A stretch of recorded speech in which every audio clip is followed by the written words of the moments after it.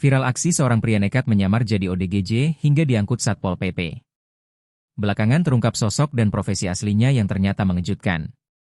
Sebuah video yang memperlihatkan petugas Satuan Polisi Pamong Praja, Satpol PP, Kabupaten Purwakarta mengamankan seorang yang diduga orang dengan gangguan jiwa, ODGJ, di kawasan Situbuleut, Purwakarta, Jawa Barat, viral di media sosial. Video yang memperlihatkan seorang pria yang diduga mengalami gangguan jiwa, ODGJ, sempat menghebohkan masyarakat.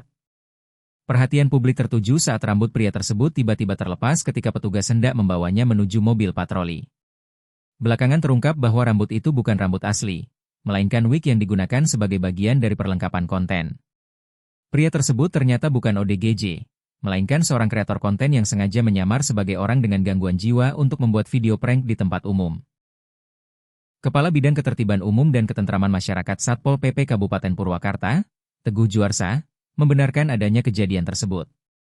Jadi kejadiannya ada warga datang ke Satpol yang lagi jaga di sekitaran PLN, bilang ada ODGJ.